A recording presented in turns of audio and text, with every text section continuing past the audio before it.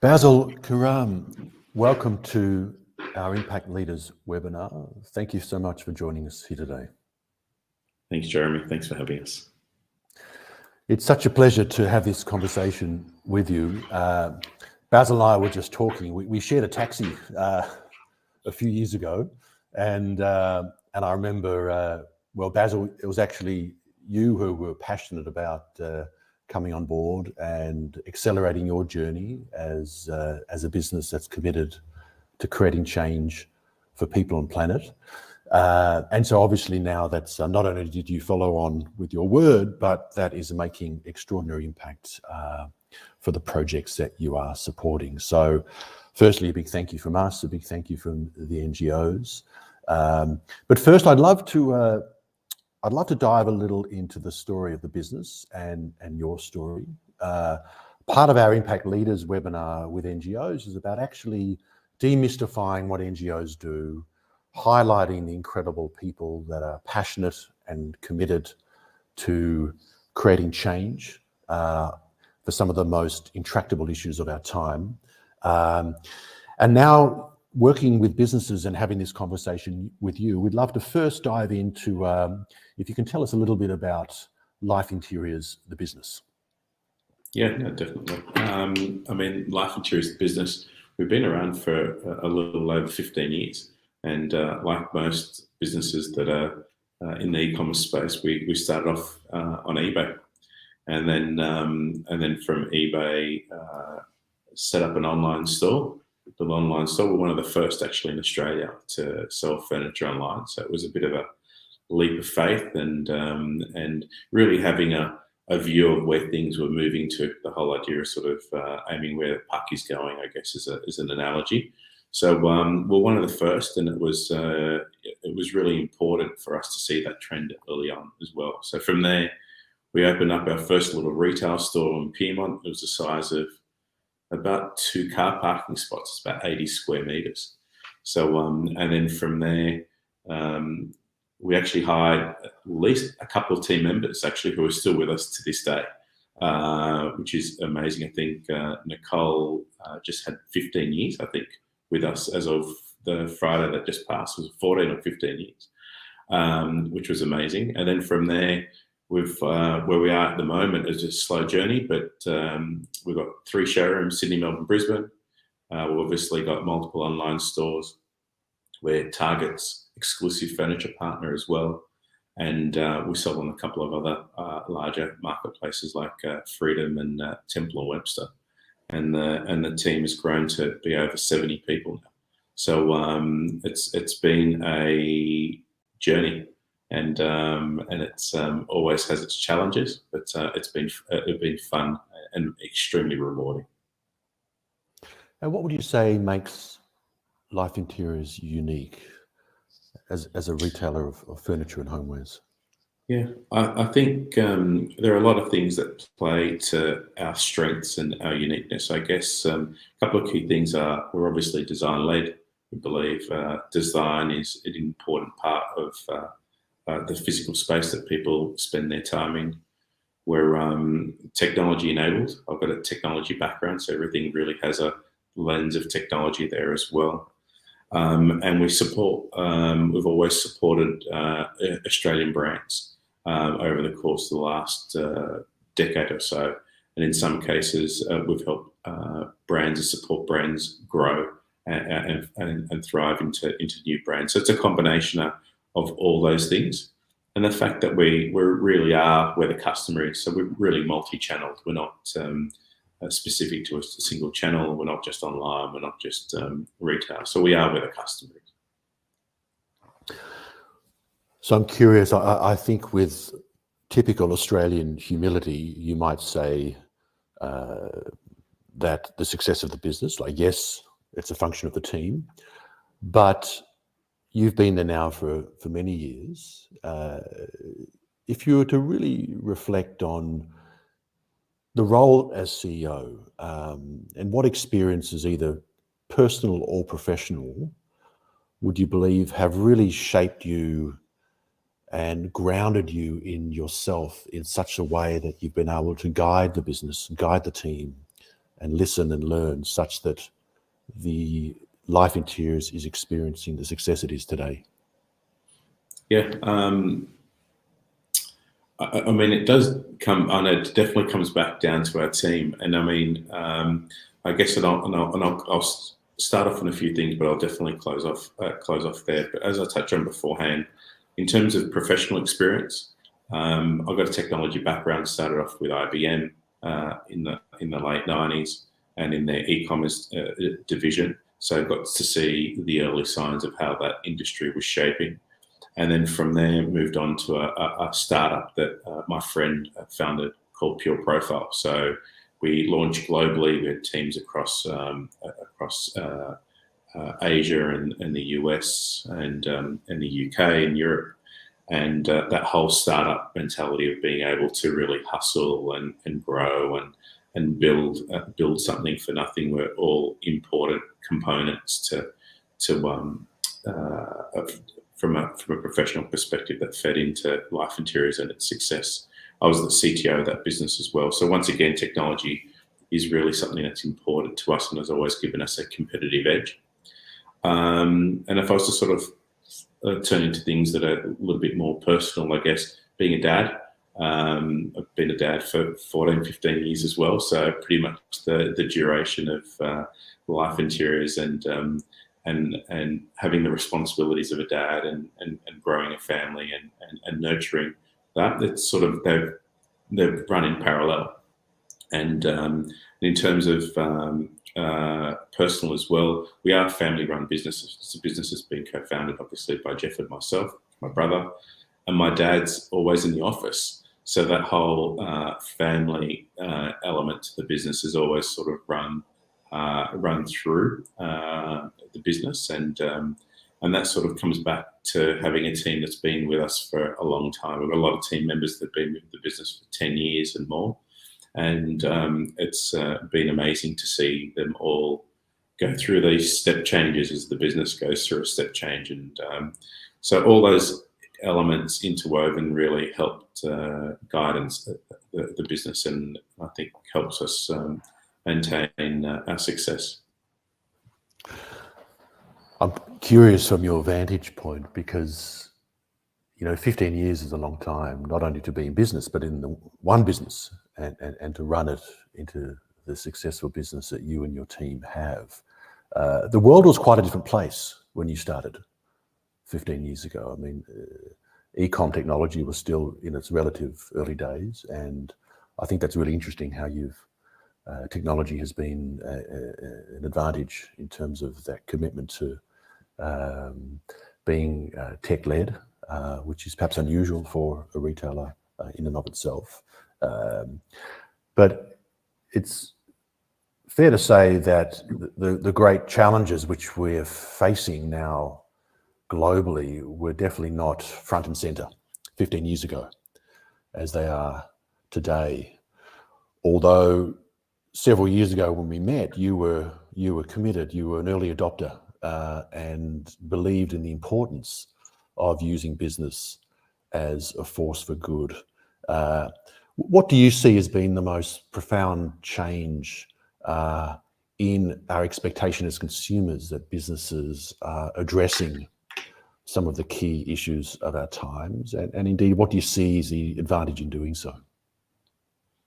Yeah, great question. I think as consumers are a lot more connected to businesses, especially through social media, I think the expectation for the customer is these large forces that are at play. It could be the environment, it could be obviously other human tragedies and opportunities that are sort of playing out at the moment. I think the consumers, and our belief, I guess, first and foremost, is that, as I said beforehand, business can be a force for good, and sometimes it's not and sometimes it's that whole butterfly effect as well. You can do something small and it will impact someone else's perspective on what a business is actually capable of doing. And as an owner of the business as well, we can impact things at a much larger scale from a business's perspective than from an individual's perspective, and we get to touch and enable, not too dissimilar to yourself as well, through all our customers that are coming through our website. There are people who buy, and obviously can contribute to through a platform like iChange, and even if they don't purchase, it's front and center across the website, and it brings awareness to the opportunities that are available at the moment. So I think it's a combination of, once again, customers expecting more from business, and I think that's holistically, and I think businesses as well realizing that they have the power to make meaningful contribution and impact change as well. So it's once again, I think we can impact by being early and really being committed. We believe, not too dissimilar to e-commerce, we can really influence the retail landscape as well to contribute and in any way, shape or form. What we've always found fascinating is, the tools of business, which is about selling products, maximizing profitability, is increasingly becoming no longer enough, right? Where, as you say, consumers are expecting more. They're expecting to engage with businesses that reflect their values. It's this strange paradox where we kind of have shopped from a business and not expected anything of them, and then we would kind of make a charitable donation elsewhere, or we'd go home and we would enact and engage in the things that we actually care about. So these two worlds are merging, where, as you say, those that are early adopters and committing to giving back and addressing their ESG and those sustainability expectations is able to engage consumers in a way that is unique. And as we say, you can move that you create that brand halo effect and move the purchase decision from head to heart, which is very powerful, right? Because we like to think we're rational creatures, but we're very emotional. And what's the one question we ask ourselves, probably hundreds of times a day, what do I feel like, right? We're asking ourselves in our mind, what do I feel like? What do I feel like doing and eating and buying? And we're highly emotional, and yet we live under the illusion that we're somehow rational. And so you've decided to give back through I Could Change. So I'm wondering, back to kind of your strategy in terms of your growth and engagement, and of course loyalty now is very key, as the cost of acquiring new customers is increasingly expensive. Loyalty is very important. How is your giving meeting your business strategy and your sustainability efforts as a business? Yeah, I mean, collectively, as a business, we've obviously, I Equals Change is a way for us to contribute financially to organisations that matter. But in addition to that, we are heavily invested in moving away from, or we've got all our recycling packaging. We're going through a big exercise in terms of removing all styrofoam. We're very well into that in terms of having honeycomb packaging. For my brother actually heads up that part of the business at the moment, and we've been able to roll that out through Target Australia as well, and that's sort of that's definitely feeding back into the core business. So it's a holistic approach to both sustainability and just being a good corporate citizen and a global citizen, and sort of tying back to being a dad as well. I mean, it's the day you got to take that generational view of the day and know that that's where you're heading, and making small tactical decisions and really steering the ship to start heading in that direction as well. So it's part of and consumers. I've definitely got feedback from customers that they have acknowledged and appreciated, and it definitely feeds into loyalty as well. People are aware that you're making positive changes, and they're appreciative of the small steps that you're making as well. So it's great to see. Is this still largely considered a cost for the business, or could you say it's delivering a return? All these combined No, initiatives. yeah, it's definitely not seen as a net cost in any particular way. I think it's positive to the business as the net positive collectively. So, and once again, especially when you're looking at the overall gamut and time horizon, the business is definitely not seen as a cost. It's definitely seen as a net positive for the business and for the team. So currently, you're giving back to 3 projects to clean the sea, restore the land, and feed Aussies in crisis, and soon Relove. Why these projects? Can you share perhaps the process you went through to choose these projects, whether it was perhaps part of your team or you engaged your customers? It'd be great to understand that further. It was really, to be honest, the team. I mean, I've got a fantastic team, and they looked at different options, and it was a case of meeting and discussing. We wanted to be, not too similar to said beforehand, a bit more of a holistic approach. So taking care of the environment and helping other people that are less fortunate. And sometimes it's just a moment in time. Some people fall on hardship, and it could be just for a moment in time, and being able to support that. So for us, it was just a holistic view on how we can help not only the environment, but obviously people that have been impacted broadly speaking as well. So a lot of it was driven through the team, and we had good conversations, and we settled on these at the moment. And now we've moved across to, we're looking at supporting Relove. Once again, just a way of us repurposing our furniture. We run our own warehouse sales as well, but this is a better way for us to repurpose any furniture that may have been returned, with it obviously ending up in a household or in a home where it does immense good to families that are facing hardship as well. So it's really just an extension of environment and helping people. How do you think it is for the team to come to work each day knowing they're working with a business that gives back from every sale? What impact do you think it has on the team? Yeah, I think it obviously has a positive impact. They love that they can contribute. They love that they can be part of a team that or a business as well that has a positive impact on the world that they're currently living. We're taking a view that says we're helping people today, we're helping the environment today, just to help the world, technically, and in this case Australia as well, move in a positive direction. And that's definitely seen as a positive for the team, and they love being part of organisations and a cause. So it's net great. And of course, we have this live counter, so we can effectively counter the question which many people have is, how much is being raised and where is it going? And that counter is in real time. And I looked just the other day, I mean, Life Interiors has raised now over $30,000 for these projects, which is impacting the lives of thousands of people.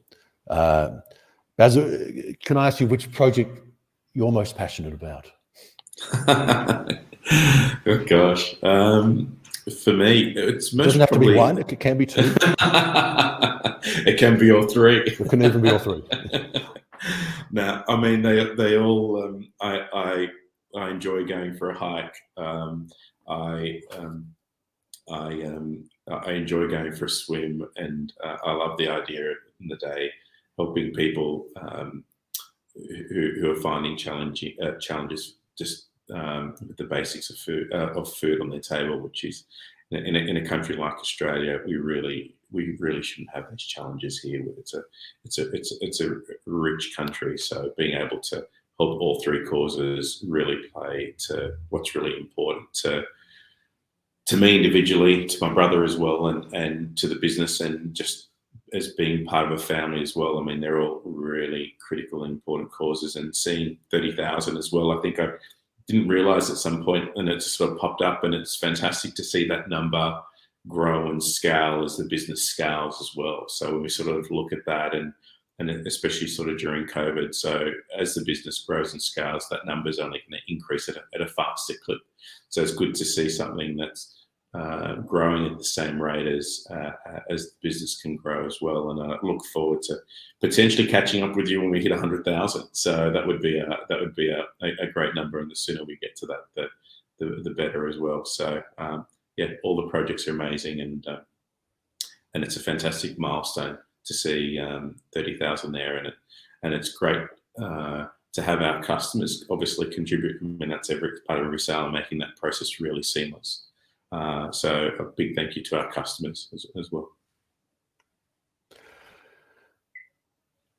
It seems to me that, I mean, most of our interviews have been with impact leaders in the NGO sector who are passionate about the work that they do. And my sense in speaking to you is very passionate about the business, but also it lights you up and it lights the team up, knowing that the business is contributing and giving back to these incredible projects, supporting the environment and helping Australians in their time of need.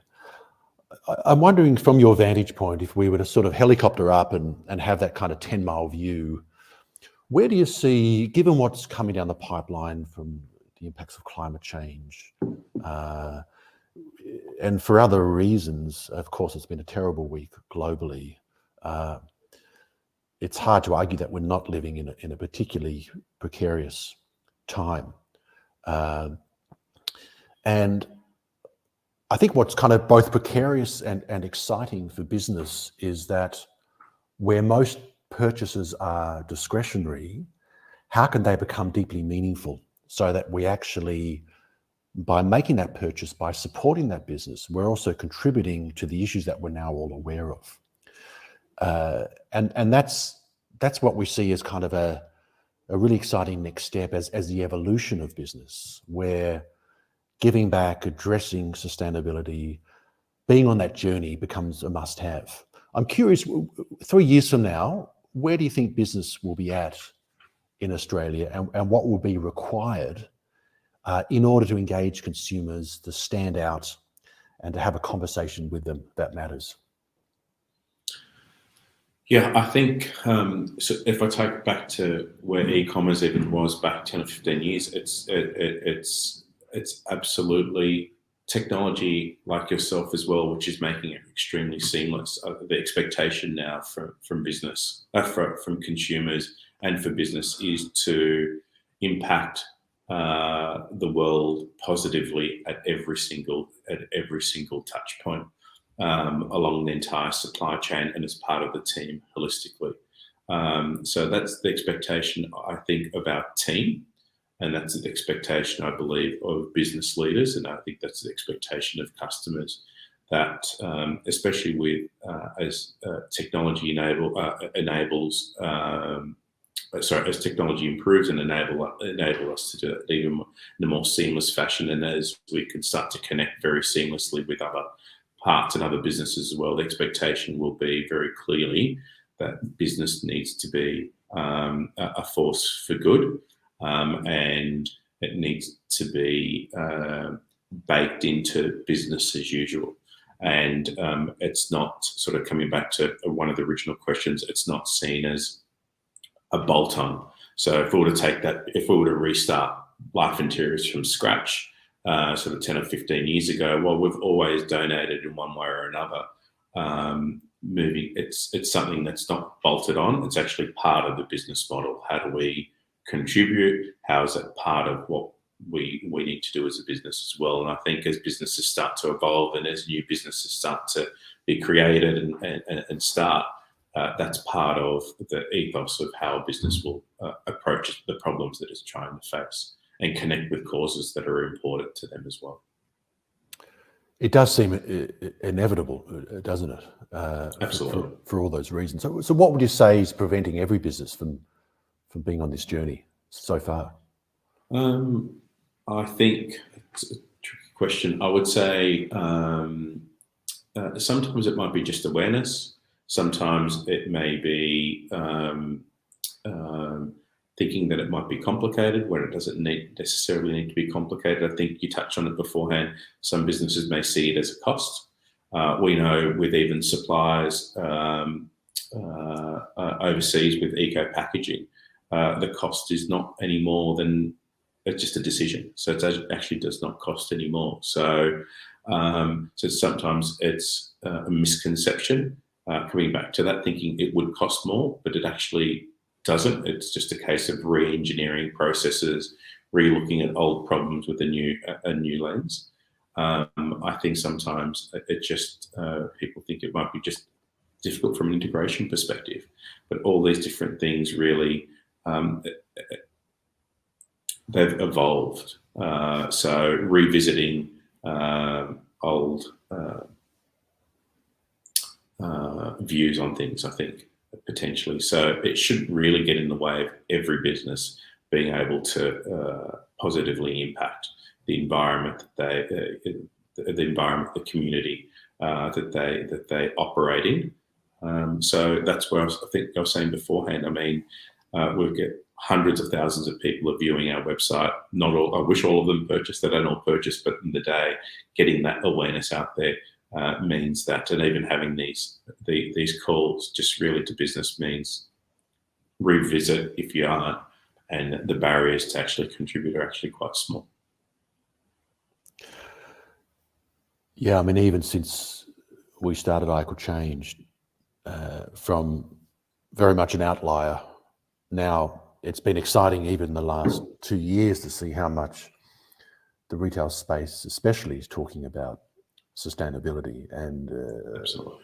What I often say is, there is no silver bullet, right? It's about every business being on the journey and being able to have an authentic conversation beyond product about actually what the people in the business care about and the change they're committed to make. What do you look forward to most every day? What lights you up these days? I just love the challenge of growing the business. I love the challenge of growing people, and the challenge of just moving forward and progressing, to tell you the honest truth. So it's all those elements excite me. It's not the status quo. What I don't like is the status quo. So seeing my team grow and develop and reach their potential, seeing the business reach its potential, and knowing that we can impact the lives of individuals by either introducing a beautifully designed piece of furniture in their house, which they use every day. All those different elements really impact, or sorry, I should say impact, excite me in terms of the day, that obviously every day. So, and every day my role is definitely not the same, that's for sure. And that variability is challenging, daunting, and exciting, all wrapped into one. So one question I'd like to ask is, many years from now, when you look back on your professional life, what do you believe you will be most proud of?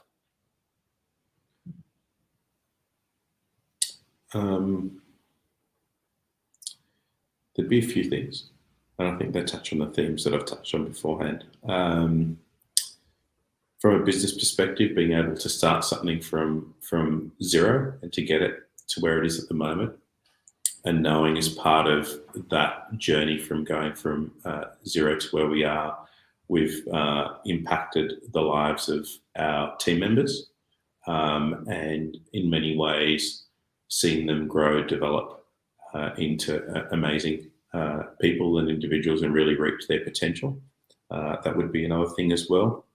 And so the personal growth, and seeing that personal growth in team members has been fantastic to see. And being able to make beautiful furniture accessible.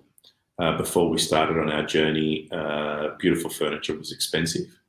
And knowing that we're design-led, and the way that we operate through factories in Southeast Asia. We were able to introduce beautifully looking furniture at an affordable price, and knowing that we could we were really at the forefront of that trend, and being able to do that for the Australian consumer are all three things I would say that we're proud of.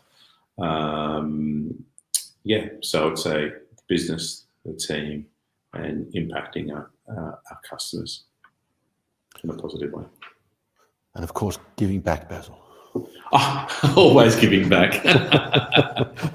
always giving back. That's obviously something that we're proud of. But this, in terms of influencing change as well. So for us, giving back is part and parcel of obviously what we do. We've always contributed to that as well. So that's obviously something that's important to us, or important to me as well. Well, it's so important. Speaking of your commitment, Life Interiors is increasing their giving from 16 to 17 October for World Hunger Day, a day in which you'll be focusing your support on Food Bank. So for anyone listening today, head to Life Interiors website and you can shop with Extra Impact over those days. One of our first webinars actually was with the Plan International team talking about the global hunger crisis. And yes, there are significant issues facing up to about 18% of families are struggling to know how to pay the next grocery bill, which is really heartbreaking in a country of this size and wealth. But in parts of the Horn of Africa, there is a starvation crisis occurring where hundreds of children now are dying every day. So food is one of those things most of us in Australia largely take for granted, but for many people around the world, and including in Australia, it's not. So Basil, really fantastic support you're giving, not only over the long term, but focusing on the work of Food Bank, who helps support a number of smaller charities around Australia to ensure that Australian families have enough food on their table, which is a basic human right, to be able to access food for yourself and your family. I'd just like to touch on a few questions which have come in from some of our listeners from Instagram. Basil, what is Life Interiors' ultimate goal in the giving back journey that you are currently on with ICOChange? That's a great question. I think, and I haven't really phrased it that way in terms of the ultimate goal, but as a business, we're still very small in the scheme of things. The ultimate goal would be to, obviously we can continue with the way obviously that we donate, but the ultimate goal would be to be a broader change for good and really impacting other retailers. Sort of what we said beforehand, as an individual you can contribute X, as a business you can contribute a little bit more, but if you really are seen and advocating for change, broadly speaking, we could encourage many other furniture retailers in our space to contribute, and that's a way for us to ultimately ensure that all business is contributing to amazing causes. And that would be, if I was to go back and look another 10 or 15 years and look back and said, you know what, all these other furniture retailers plus all these other retailers are now all contributing to these great causes, that would be a fantastic achievement that I'd be extremely proud of. Because not dissimilar to e-commerce, when we were first, or one of the first other retailers started to come into the space as they realised that it was actually the right thing to do and it was good. So that would be a fantastic goal. An ultimate goal for us is really to impact the industry at large, and by that support some great causes with much needed funds. Yeah, and I'd suggest you're already doing that, right? I mean, inspiring other business leaders and showing what's possible does play, you know, there's that potential to really exponentially create impact. Absolutely. We have one further question. As a consumer, I believe embarking on a giving back and sustainability journey is a given and a non-negotiable. Do you think more businesses will start to realise this rather than seeing it as an expectation to meet? Yes. Yeah, I believe once again it is a journey even for business. I mean, we all, even as individuals, I mean, our awareness of all these causes, the environment, everyone's been on a journey. If you look back in the last 20 years, and I think business is no different than the consumer in the sense that businesses, and definitely a lot of businesses at the moment are seeing that as a non-negotiable. But there's still a education piece that that we all play both as consumers and in this environment where businesses start to really make it a non-negotiable. It depends on the business, but it's definitely getting to the tipping point where it is a non-negotiable. And I think I touched on it beforehand. It's a case of revisiting old views, and I don't think it's necessarily a case of just meeting as opposed to it is non-negotiable. We are all part of this one world. Thanks, Basil. And I think it's a really good question that reflects some of the challenges for businesses where they, with the economic challenges this year, they've pulled back on these commitments because they still see it largely as a cost rather than, impact marketing, right? A way in which you can also bring this to life and tell stories of change and authentically communicate the impact that you're having as a business across your channels to have a much deeper conversation with all your stakeholders, with your customers, with your staff, with your suppliers, and to powerfully stand out. And so there is still a very big gap, I'd agree, between kind of what consumers expect and what most businesses are still doing. But I think we'd all agree here that therein lies a big opportunity. And Absolutely. And to kind of be working towards making this the new normal is another good reason to get out of bed, which I know gets me out of bed, and working with incredible brands such as Life Interiors and the amazing NGOs that you support, bridging worlds as we do at I Equal Change to make it both simple, powerful, and valuable for extraordinary businesses to give back is really an honour. And we give 100% of those donations to those projects. And we're very committed to making sure the money can have the greatest impact possible. We vet the NGOs, we visit them as much as possible. We're really careful and we take it with a great deal of responsibility. Now almost $9 million raised, $1 at a time, is now a lot of money and also with it a lot of responsibility. Basil, thank you so much for joining us today. Really an honour to have this time with you. From the back of a cab several years ago to here, we've come a long way. And it's great to be on this journey with you and to be powering your giving and also hearing about all the other great initiatives you're doing as a business. This is not only part of the business, this is an authentic component of what you do as an organisation. And that really has come through very clearly today. And it would seem as consumers where my take as well is we're looking to have an authentic conversation with the businesses that we want to love. There's been historically an almost slightly antagonistic relationship, where businesses are just trying to make money. And I think part of the exciting change, and it would seem that you're seeing this from consumers, they're actually wanting to be passionate supporters of your brand. And that does require more than product and promotion. It requires purpose. And that's Absolutely. Deeply embedded in the DNA, and it's really wonderful to see.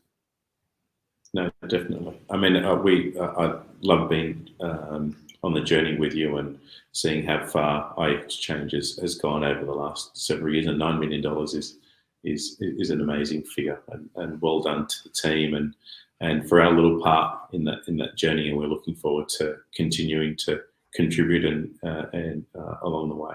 So in the many years to come as well, and impacting things as best we can outside the scope of our business as well. So it's definitely a force for good, and it's definitely collectively we can increase the rate of change and businesses adoption.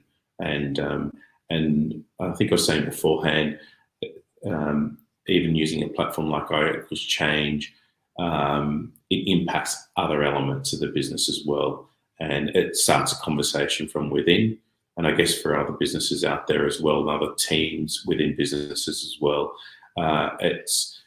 obviously business will support it from top down, but at the same time, there's grassroots support from team members to make sure that they're highlighting the opportunities to their managers and the business owners, and really highlighting the opportunity there is as well. So, and as part of that process, educating team members and business owners of the opportunity that's ahead of them as well. So sometimes you do get caught up in the detail, but it's just keep those conversations flowing both ways, and collectively we can make an improvement.